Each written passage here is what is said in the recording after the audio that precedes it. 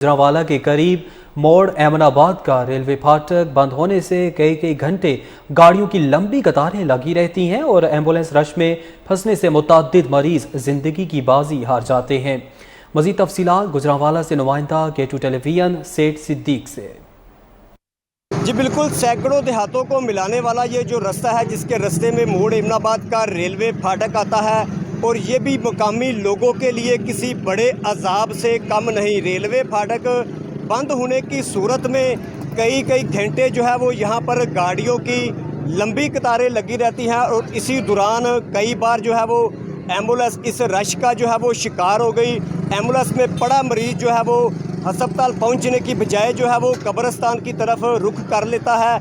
और इसी वाले से जब हमारे यहाँ के मुकामी लोगों और राहगीरों से बात हुई तो उनका यही कहना था कि यहाँ पर जितनी भी हुकूमतें आई सब ने वादे किए, चाहे वो पीपल्स पार्टी की है, चाहे वो नून लीग की है, चाहे वो पीटीआई की है, सब ने वादे किए। किसी ने कहा यहाँ पर अंडरपास बनेगा, किसी ने कहा यहाँ पर फ्लाईओवर बनेगा, लेकिन आज तक किसी ने यहाँ पर कोई अमल नहीं किया। लेकिन और साथ साथ मैं आपको ये भी बताते चलूँ कि जब ये रेलवे फाटक बंद होता है और मोटरसाइकिल सवार नौजवान जो है वो रेलवे ट्रैक को अबूर करते हुए जो है वो कई बार नौजवान जो है वो ट्रेन की जद में आकर जो है वो ज़िंदगी की बाजी भी हार चुके हैं। और इसी वाले से जो है वो यहाँ के मुकामी लोगों ने जो है वो पंजाब हुकूमत से मुतालबा किया है। इनका कहना है कि पंजाब हुकूमत से हमारा मुतालबा है खुदारा इस मोड़ अहमदाबाद का जो रेलवे फाटक है इसके ऊपर या तो कोई फ्लाईओवर बनाया जाए या तो कोई अंडरपास बनाया जाए ताकि हम किसी बड़े हादसे से जो है वो बच सकें। जी।